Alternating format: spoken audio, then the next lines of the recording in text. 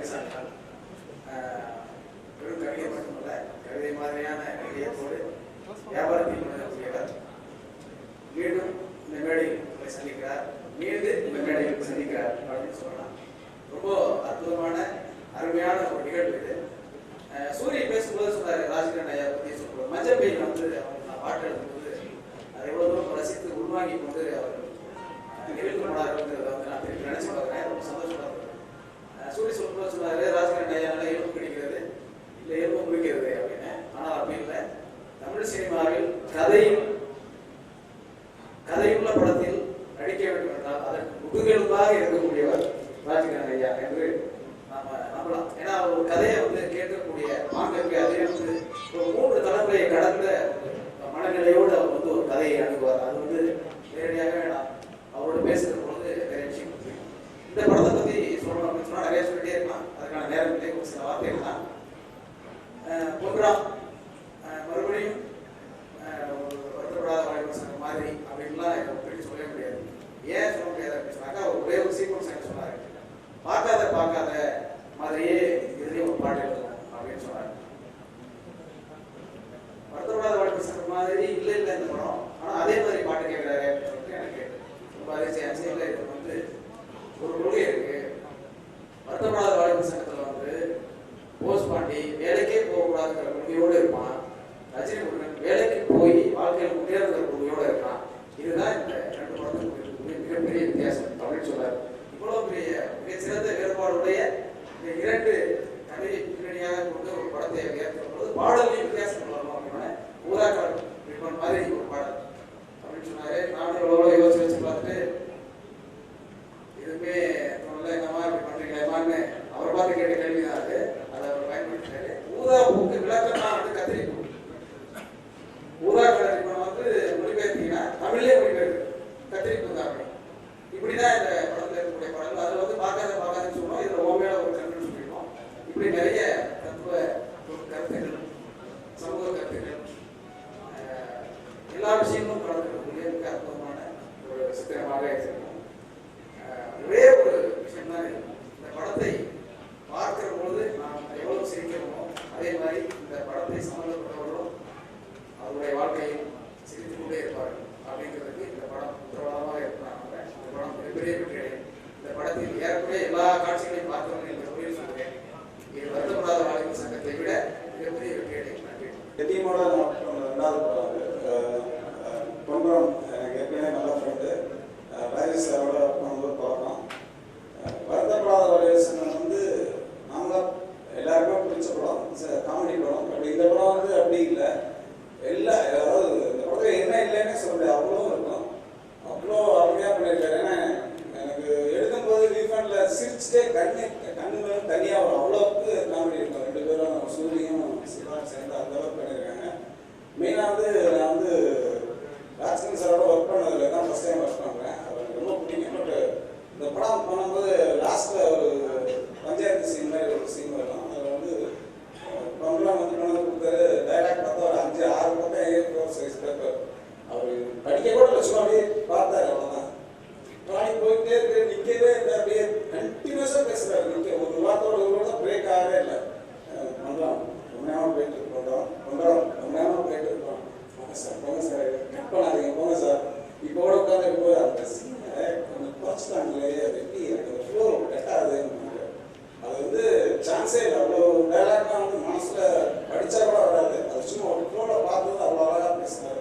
நிறைய சீன், அது ஒரு சீன் மட்டும் இல்லை, படத்தில் நிறைய சீன் வந்து அப்படி ஸ்கோர் பண்ணியிருக்காங்க சார். அதோட சேர்ந்து சிவாவும் 2 பேரும் ஈக்குவலாக அவ்வளோ சூப்பராக பண்ணியிருக்காங்க. அப்புறம் இந்த படத்தில் வந்து ஆக்சுவலாக நடந்துகிட்டு இருக்கும்போது, ஷூட்டிங் நடந்துகிட்டு இருக்கும்போது லிங்கசாமி சார் ஃபோன் பண்ணுவார். சார் எப்படி சார் போகுது அப்படின்னு.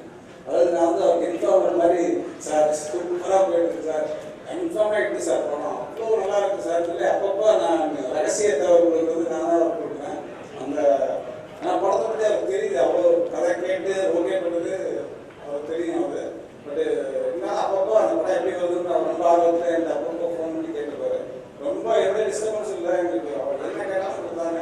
ரொம்ப நல்லா பண்ணோம் படம் சேர்ல. படம் ரொம்ப நல்லா வந்துருக்கு, பாருங்கள். வணக்கம். இந்த அருமையான டீச்சர் ரஜினி முருகன் பேரை சொன்னோடனே அதிர்வு இல்லை அப்படின்னு ஆரம்பம். இந்த விழாவில் என்னைய விழாவை அழைத்து பேசுவதற்கான வாய்ப்பு கொடுத்ததுக்கு நான் நன்றி சொல்லிட்டு, இந்த டீமில் எனக்கு ஒரு வாய்ப்பு கொடுத்த முக்கியமாக இயக்குனர் பொன்ராம் அவர்கள், எங்கள் ஊர் பக்கம் தான் அவர், அதனால் பார்த்தோன்னே ஒரு சந்தோஷம் ஏற்படும். அதே போல் மதுரை இவ்வளோ அழகாக நான் இவரையும் பார்த்தது கிடையாது. அப்படி அழகாக காமிச்ச கேமராமேன் பாலசுப்ரமணியம் அவர்கள், உண்மையாக அவருக்கெல்லாம் நீங்கள் கைதட்டுன்னு நினைக்கிறேன். அந்த கைதட்டு 7 பேருக்கு நன்றி. ஏன்னா இப்போ எல்லாரும் கையில் கேமரா வச்சுருப்பேன்னு நினைக்கிறேன், அதனால தான். அதே போல் இந்த படத்துடைய எல்லா பெருமைகள் அப்படின்னு சொன்னால், இசை இன்றைக்கு கதாநாயகன் அவங்க அழைக்கிற போது சொன்னாங்க, இந்த என்னுடைய கதாநாயகன் தான் இமான் அவர்கள். அவருடைய அற்புதமான இசை, இந்த குழந்தைகளுக்கு இறுக்கமான இசை, திரும்ப சொல்ல வைக்கிற வரிகளாக இருக்கிற யுகபாரதி, இத்தனை பேர் இவங்களெல்லாம் சொல்லிட்டு வர்றப்ப முக்கியமாக கதாநாயகன் சிவகார்த்திகேயன். ஒரு சின்ன விஷயம் சொல்லணும், சின்ன குழந்தைகள் கூட அவர் எப்படி விரும்புதுன்னு நான் பார்த்தேன். அப்படின்னா, நாங்கள் அங்கே மதுரையில் ஒரு ஷூட்டிங்கில் உட்காந்துருக்கிறப்ப இவங்கெல்லாம் வரல, நான் உட்காந்துருந்தேன். நான் இவருக்கு அப்பாவை நடிக்கிறேன் சிவகார்த்திகேயனுக்கு, ராஜ்கிரண் எனக்கு அப்பாவை வர்றாரு. அப்புறம் இருந்தாலும் நான் சொல்ல முடியாது, படம் பார்த்துருங்க. நான் உட்காந்துருக்கிறேன். அப்போ ஒரு 3 வயசு பையனும் ஒரு 4 வயசு பையனும் வந்து என்கிட்ட கேட்டாங்க, ஒருத்தர் வரலையா அப்படின்னாங்க. என்னை பார்த்தா ஆளா தெரியல அப்படின்னேன். வருத்தத்தோடு போயிட்டாங்க. அவன் எதிர்பார்த்து வந்தது யாருன்னு கேட்டால் சிவகார்த்திகேயனை. ஏன்னா சின்ன குழந்தைகள் கூட இருக்கக்கூடிய அந்த ஒரு நல்ல ஆற்றல் அவருக்கு இருக்கிறத நான் பார்த்துக்கிறேன். அதே மாதிரி கல்லூரிகளில் பேச போகிறப்ப பல அனுபவங்கள் சொல்லிட்டே இருப்பாங்க. சிவகார்த்திகேயனுடைய அப்பாவா நடிக்கிறான்னு சொன்ன உடனே நான் புதுசாக அமெரிக்காவில் டாக்டர் பட்டம் வாங்கின மாதிரி எல்லாரும் கேட்டுக்குவாங்க. அப்படியான ஒரு பெருமையுடைய கதாநாயகன். அதே போல கீர்த்தி அவர்கள், சூரி சொல்லவே வேண்டாம், அவருடைய அந்த நல்ல நகைச்சுவை நம்ம வந்து படத்தில் பார்த்துக்கிறோம். மேடத்தில் இருக்கிற எல்லாரையும் தூக்கி சாப்பிடக்கூடிய அவர் யாருன்னு கேட்டால் ராஜ்கிரண் அவர்கள். நான் இப்போ படத்தை பற்றி சொல்றாருந்தா, படம் பார்த்துட்டு அதில் சில இடங்களில் கண்ணீர் விட்டு தான் பார்த்துக்கிறோம். ஆனால் நடிச்சுட்டு இருக்கப்பவே ஒரு உழுக்கு உழுக்குன ஒரே ஒரு நடிகர் யாருன்னு கேட்டேன், நான் ராஜ்கிரண் ஐயாவுக்கு தான் நான் சொல்லுவேன். ஏன்னா அத்தகைய ஒரு ஒரு சிறப்பு அவர் இருக்குது. அதே மாதிரி இங்கே வந்திருக்கக்கூடிய அத்தனை பேர் மேடல் இருக்கக்கூடியவர்கள், குறிப்பாக திருப்பதி பிரதர்ஸ் அவர்களுடைய நல்ல வெற்றி படங்கள். நான் அனைவரும் அந்த காலத்தில் மாடல் தேட்டர்ஸ் நடிகர் மாதிரி திருப்பதி பிரதர்ஸுடைய நான் வந்து கபடி ஆர்டிஸ்ட் மாதிரி ஆகிட்டேன். திரு லிங்குசாமி அவர்கள், அவர் நல்ல இயக்குனர், தயாரிப்பாளர். அது மட்டும் இல்லை, அவருடைய சகோதரர்களோட அவர் வச்சுக்கிற அந்த அருமையான உறவு தான் அவருடைய படங்களில் கூட வெளிப்படும். நான் விரும்புகிற ஒரு நல்ல கவிஞர் அவர் தான். ஏன்னா இரவு 11 மணி ஆனா கூட ஒரு ஃபோன் பண்ணி, ஐயா ஒரு கவிதை வரி கேட்பீங்களா அப்படிம்பாரு. எனக்கு உண்மையாவே ஆச்சரியம் என்னன்னா, நான் சொல்லிக் கொடுக்குற ஒரு பெரிய கவிதையை போய் பாடவே காணும். நான் அப்படி சொல்லிக் கொடுக்குறேன்னு தெரியல. ஆனா எங்க இருந்து அந்த கவிதை வரிகள் எடுக்கிறாங்க எனக்கு தோணும். இந்த டீம் இன்றைக்கு ரொம்ப அருமையாக இருக்கிறாங்க. எனக்கு என்ன மகிழ்ச்சினா, நான் நடிக்கிறப்ப ஒரு விஷயம் பார்த்தேன். அப்படின்னா, அதாவது நாங்க பேசிட்டு இருக்கப்ப அது படமா இல்லைன்னா கேமரா இருக்கா இல்லையான்னு எனக்கு தெரியாது. சாதாரணமா பேசுறப்ப எப்படி பேசுவோமோ அதே மாதிரிதான் அந்த படத்துல இருக்குது. அதுதான் அவருடைய வெற்றி காரணம்னு நினைக்கிறேன். நான் லிங்குசாமி சார் பார்க்கறப்ப சொல்லுவேன், சார் நான் ஷூட்டிங்ல தான் வர்றேன், பார்த்த உடனே எனக்கு ஏற்படுற ஒரு மகிழ்ச்சி என்ன அப்படின்னா, அதனுடைய சந்தோஷம், அது வெற்றி செய்ய புறமே அது இருக்கு அப்படின்னு நான் சொல்லுவேன். என்ன வேணுமோ அது இருக்குது, சென்டிமெண்ட்ஸா இருக்குது, சண்டையா எல்லாம் இருக்கு. இன்னும் பலர் வியக்க வைக்கிற சாதனைகள் பண்ணியிருக்காங்க. எல்லாரையும் நம்ம பாராட்டுறோம். இந்த வாய்ப்புகளை எல்லாம் நம்ம மகிழ்ச்சியோடு எடுத்துக்கிறதோடு மட்டும் இல்லாம ரொம்ப நாள் ஆச்சுங்க இந்த குடும்பத்தோட படம் பார்க்கறப்ப நம்ம வந்து சந்தோஷப்பட்டு பார்க்கணும். ஏன்னா இப்ப சில நேரத்தில் டிவியில ஏதாவது காட்சி வந்தா குடும்பத்தோடு உட்காந்து பார்க்கறப்ப பயப்படுறோம். அது உள்ள வந்து குதிச்சுருவாங்க அப்படின்லாம் பயமா இருக்கு நமக்கு. ஒரு மோசமான சீன் வந்துச்சுன்னா அப்பா அம்மா தான் நடிக்கிறாங்க. ஒரு அப்பா திடீர்னு பையனை பார்த்து கத்துனா, முன்னாடி பையனை பார்த்து கணமுறா அப்படின்னு ஒடியாத கப்பை கண்ண முடிட்டானா. ஏன்னா அவனுக்கு கொஞ்சம் கவலை இருக்கத்தான் செய்யும். இதெல்லாம் நம்ம இதுல பார்க்கிறோம். இது அப்படி இல்லைங்க. இந்த குடும்பத்தோடு காண வேண்டிய படம்ங்கிற மாதிரி நல்ல இசை, நல்ல காட்சி, நல்ல உறவு, இவை எல்லாவற்றையும் அள்ளி தந்த மாதிரி நீங்க இதை பார்த்த உடனே ஒரு வியப்பு ஏற்பட்டுக்கலாம். இதுல இந்த வியப்பு காரணம் தெரியுமா? இத்தனை பேருடைய கடன் உழைப்புங்க. அதுவும் அந்த மதுரை பாஷையை வச்சுட்டு டைரக்டர் சொன்னாங்க பாருங்க, அவளோட வெளிமை மட்டும் இல்லை, அவளோட வலிமையாகவும் சில விஷயங்கள் அது வந்திருக்கிறார். எனக்கு தெரிஞ்சு வெற்றி பெற்ற உடனே பேசுறது ஒரு வகைங்க. இந்த வெற்றிக்காக என்ன சொல்ல தெரியுமா, நான் இப்படி வருவேன் போவேன் அப்படிங்கிற ஒரு எண்ணம் இருக்குல்ல, அது மாதிரியான உழைப்பு நல்லா இருக்கு. இதுக்காக தான் நாம் எல்லாரையும் பாராட்டுறோம். அந்த 2 நிமிஷம் 3 நிமிஷம் படத்துல பார்த்த விஷயம் நம்மளை எப்படி உற்சாகப்படுத்துதோ, முழு படமும் அப்படி உற்சாகப்படுத்துகிற நம்பிக்கை எனக்கு இருக்குது. ஏன்னா அவங்க எடுத்துக்கிட்ட இரவு முழுக்க அவங்க உழைக்கிற உழைப்பு, அதே மாதிரி கூட இருக்கிற கேமரா உதவியாளர்கள், லைட் தொடங்குற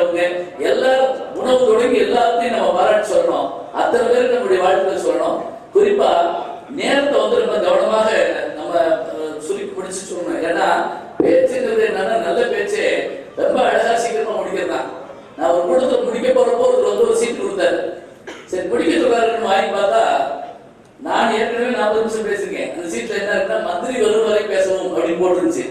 நான் அவரை கூப்பிட்டு கேட்டேன், மந்திரி வரலன்னா நான் என்ன பண்றது அப்படின்னு கேட்டேன். ஏன்னா வாழ்க்கை முழுவதும் நான் பேசிட்டே இருக்க முடியாது இல்லையா? அது மாதிரி நல்ல விஷயங்களை முழுவதுமாக நாங்கள் சொல்லியிருக்கிறாரு. புத்தக வழியில கூட சில செய்தியை சொல்லி புத்தகத்தை வாங்கன்னு சொல்லுவோம். அது போல நான் தெரிஞ்சுட்டேன். ரொம்ப நன்றி. ரொம்ப ரொம்ப எனக்கு ஒண்ணு இல்லைங்க, ஒரு பெண் கொண்டு கொடுத்தாங்க, அவ்வளவுதான். ஒரு பெண், அவ்வளவுதான். கொடுத்தது பெண் தான். நன்றி, வணக்கம். இந்த படத்துடைய வெற்றி விழா வேண்டும் சந்திப்போம். நன்றி. மகிழ்ச்சியோடு கூடியிருப்பதற்கு காரணகர்த்தாவான இறைவனுக்கு முதற்கனை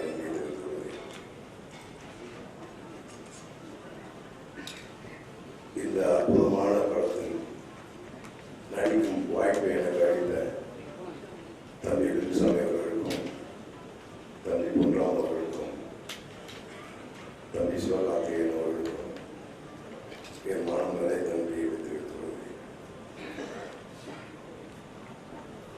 மஞ்சப்பை படத்துக்கு அப்புறம் ஒரு 15 தயாரிப்பாளர்கள் கதை சொன்னாங்க, கதை கேட்டேன். அந்த 15ல் எனக்கு பிடிச்ச அந்த லைன் தள்ளி போட்டான்னு சொன்னாங்க.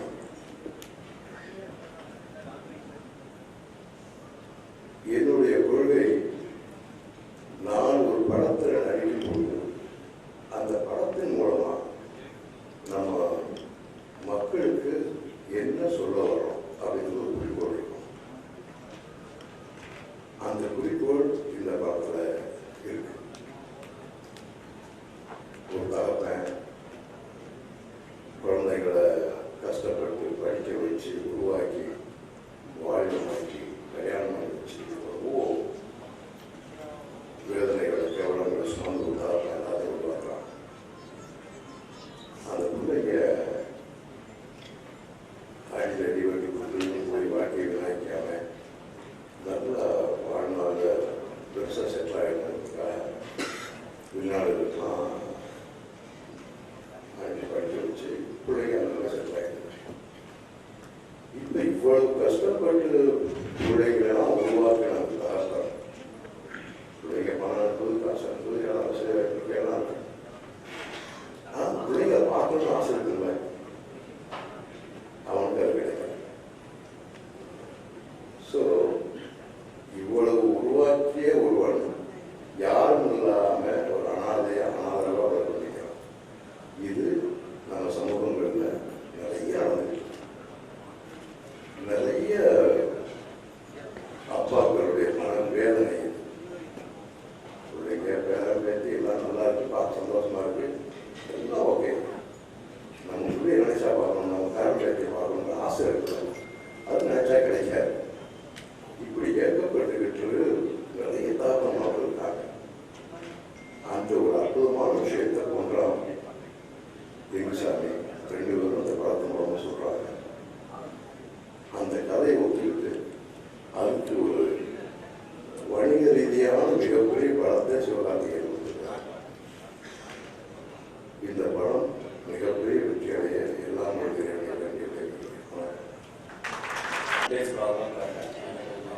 பேசுகிறேன். சிவகார்த்திகேயன் மைக்கோடய போடுவேன். மைக்கு கொடுத்தா என்ன ஆகும்? அது என்ன ஓட்டலன்னா அவருக்கு பொழுது விடியாது இல்லை. ரொம்ப நன்றி. இதை அப்படியே மீண்டும் பண்ணேன். அண்ட் வந்து இங்கே பாருங்க, இங்கே உட்கார்ந்துருக்கிற எல்லாரும் பாருங்க, இந்த ஸ்டில்ல போட்டிங்கனாலே இது வெற்றி பண்ணி முடிவாக இருக்கா சொல்லுங்க. வெற்றி கூட்டணிக்கு இந்த ஸ்டில் உடனே போடும். நான் அதனால தான் தள்ளி வந்தேன், அதை கெடுக்கக்கூடாது. அதனால இந்த அருமையான கூட்டணியில என்னையும் நானும் இணைச்சிக்கணும்னு ரொம்ப ஆசையா இருந்தது. பொருளாதார ஃபோன் பண்ணி என்னப்பா உங்க படத்துல நான் இல்லையா கேட்டேன். வேணுமா? இந்த வேணுமாங்கிறதுக்கு பிரஸ்ஸுக்காரங்க, நீங்க உங்க பிரஸ் நீங்க பார்த்த பிறகு நீங்க இந்த வேணுமாங்கிறதுக்கு நிறைய பேர்த்த நீங்களே வேணுமான்னு கேட்பீங்க. அவ்வளோ அர்த்தத்துள்ள ஒரு வேணுமா கேட்டிருக்கேன். பார்த்து புரிஞ்சுக்கிங்க நினைக்கிறேன். அப்கோர்ஸ் வந்து இங்க சிவாவை பத்தி பேசுறதுன்னா அது சுயம் பல மேடையில் சொல்லியிருக்கேன். அவருடைய உழைப்பு உழைப்பு உழைப்பு தான் அந்த பையனுக்கு வேற எதுவுமே தெரியாது. அவர் உழைப்பு உழைப்பு ஒவ்வொரு படிக்கட்டும் தானாகவே முன்னுக்கு வந்திருக்கு.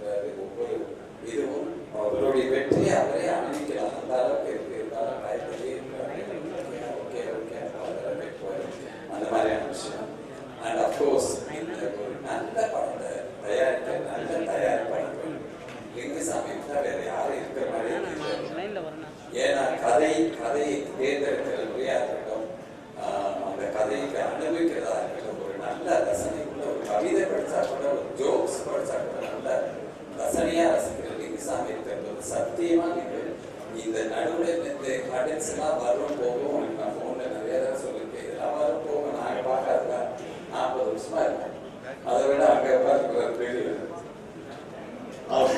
ராஜ்கிரண் சார் எங்களுக்கு ஆரம்ப கட்டத்திலேருந்து இருக்கிறார். அவர் நம்ம பார்க்காததானே என்ன, நம்ம பார்க்காததா போஸ்டர் ஒட்டுவாங்க, கையோட சாணி அள்ளி பூசுவாங்க. அதனால எங்களுக்கு தெரியும். அதனால எங்களுக்குலாம் இது வந்து கடந்து வந்த பாதை. நீ வந்து அந்த இறைவன் கண்டிப்பாக இந்த படம் மூலமாக திருப்பி ஒரு வெற்றி கூட்டணியோட டிசைன் பண்ணிட்டு அதுக்கு வாய்ப்பளித்த அந்த இறைவனுக்கு நன்றி தான் சொல்லணும். அதே சந்தர்ப்பம் சார் நீங்கள் மட்டும் இல்லை, பாலிவாட்டும் என்ன ஒரு கோஆப்ரேஷன், என்ன ஒரு கோஆர்டினேஷன் இருக்கும். அப்புறம் மஷி தேவி, மிஸ்டர் இமான் அண்ட் யுகா பாரதி அந்த காம்போவே அந்த பாடல்களை தூக்கி விட்டுறது. படத்தையும் தூக்கி விடுறாங்க, பாடலையும் தூக்கி விடுறாங்க. என்ன ப்ரெசன்ட் ட்ரெண்டில் என்ன இருக்கோ அதை லைனாக மாற்றுறதுல வந்து அதை பாடலாக மாற்றுறதுல இமானுக்கு அவங்கள அது எதுவும் நடந்திருக்கு. அப்புறம் எடிட்டர் சார் சூரிய பேசிட்டு அவனை போட்டு தருவாங்க, என்னையும் தருவிட்டாரு. அவன் படம்ல வராங்க, நான் ஒரு சீட்டா வரேன், தயவு செய்து கொஞ்சம் ஏதாவது காட் பண்ணிச்சுன்னா அவன் இதில் கற்றுக் கொடுங்க, என்ன ஒரு சீட்டில் ஓட்ட விட்டுரு தயவு செய்து. ஆமா வேணுமா அந்த சீனை தூக்க முடியாது, அடியே அந்த சீனை தூக்க முடியாது, பயங்கர லிங்க் இருக்கு. அதனால அந்த சீனை தூக்க முடியாது. உனக்கு ஏதாவது வருதான்னு பாரு, வாயை தரக்குள்ள கைக்கிட்டு வச்சிடறாரு. இப்போ நீ வேண்டிக்கிறது நல்லது. ஏன்னா நம்மலாம் நம்ம முதல்ல நகைச்சுவை இப்போ இதில் தான் சீனில் தான் கையை வைப்பாங்க. என்ன வருது, நாங்கெல்லாம் பாலா படத்தில் நடிச்சோம், படம் ஃபுல்லாக நடிச்சோம் தெரியுங்களா. பிதா மகன் ஒரு படத்துல ஃபுல் படம் நடிச்சிருந்தேன். இங்க எல்லாம் பத்திரிக்கையாளர்ல பைலன் வந்துருக்காருன்னு தெரியல. என்ன பண்ணா படம் ஃபுல்லா வர வாயத்தை வந்து ஒன்றும் பேச மாட்டேங்கிற அப்படின்னாரு. நான் சொன்னேன், என்ன விடிய அந்த படத்தில் நடிச்ச விக்ரமுக்கே டைலாக் இல்லை, ஏதோ இப்படி சமாளிச்சு ஓட்டுறத, ஏதோ மிஞ்சி போய் இப்படி ஓட்டுங்க, எனக்கு ஏதோ வாய்ப்பு கிடைக்குது, எப்படி ஓட்டிட்டு போவோம், விடு விடு, இதெல்லாம் பழி வாங்க முடியாது சொல்லி நம்ம எப்படியா இருந்தாலும் இருப்போம், விடு. அதனால இந்த கொஞ்சம் கும்பிட்டு வேண்டிய நிர்பந்தத்தில் இருந்ததுனால கும்பிட்டுக்கிறோம். இந்த படம் மீண்டும் மீண்டும் வந்து எல்லாரும் நினைக்கிறோம், நானும் நினைக்கிறேன். இந்த படத்துல இருக்கிறதே ரொம்ப சந்தோஷம். அது பொன்ராமோட அந்த மாதிரி இயக்குநர்களோட ஒர்க் பண்றது அதை விட சந்தோஷம். அந்த சந்தோஷம் மீண்டும் தொடரும் அப்படிங்கிற உத்தரவாதம்